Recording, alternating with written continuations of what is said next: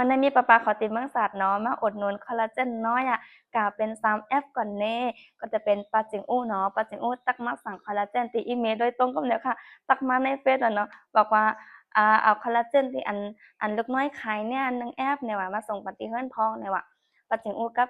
ตีน้อยเขาอยู่เนี่ยก็จะเป็นอยู่วันไต้หวันเลยก็เนาะก็อีเมลก็แล่นมาส่งปันกับเนี่ยค่ะแล้วก็เนี่ยติจ้างได้เอา1แอปด้วยนะแล้วก็ได้ขึ้นปลาโอ้คำกับปลาหอมกว่าแต่เอาก็แอปเนี่ยว่ะเอาพร้อมทั้ง2แอปเนาะและเมน้อยก็ได้ปอกมาเอาโคที่เฮือนแล้วก็ส่งปันทั้งกับหนึงให้เลยค่ะและอีเมลเนี่ยว่าจื้อมาจังฮู้อีเมลว่าโคเนี่ยตื้อออกมาจากตะเคียนเล็กมือว่ามื้อซื่นแก้ว่ะเตเซ็งแท้งาว่ะเพิ่นน้อยส่งมาปันแทงให้เลยค่ะเนาะเพราะว่า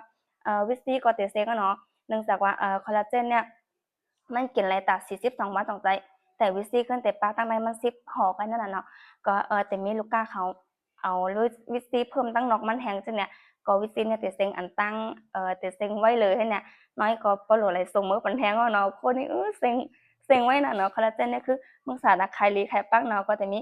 พี่ๆน้องๆเขาในวานเนาะป้าๆเขาในวานมาอุดหนุนน้อยนำๆก็แนวเนาะก็ยินดีมันได้ก็ยินดีป้าๆเขาทั้ง3ก็เนาะที่มาอุดหนุนน้อยเนาะแล้วก็น้อยใครแนะนำว่าการกินคอลลาเจนเนาะกินปันตอนเจ้าตอนท้องว่างให้เนี่ยเพราะว่าถ้าสมมุติว่าเราได้กินตอนไปเจ้าก็แนะนำให้กินปันตอนท้องว่างให้ไหนก็ได้เนาะหรือว่าก่อนนอนให้ไหนก็ได้ค่ะกินก่อนอาหาร15นาทีเนี่ยมันจะดูดซึมได้ดีให้ไหนเนาะแล้วก็หลังจากที่กินคอลลาเจนกันเนี่ยแนะนำให้กินปันน้ำตามน้ำๆค่ะเนาะเพราะถ้าว่าเรากินน้ำจังเนี่ย1เรากินน้ำก็คือมันก็จะดีต่อสุขภาพเราจะดีต่อจะหมายเราจังได๋เนาะคนเราเนี่ยต่อ1วันน่ะคนที่กินน้ำ1.5ลิตรหรือว่า2ลิตรขึ้นกับปาร์ตเนอร์เนาะ1เรากินน้ำก็คือก็จะหมายเราก็จะดีกันนั่นค่ะสังเกตตัวนะบางคนเนี่ยแต่อำจะกินน้ำเนาะ1วันเนี่ยกิน1ลิตรก็มีให้เนี่ย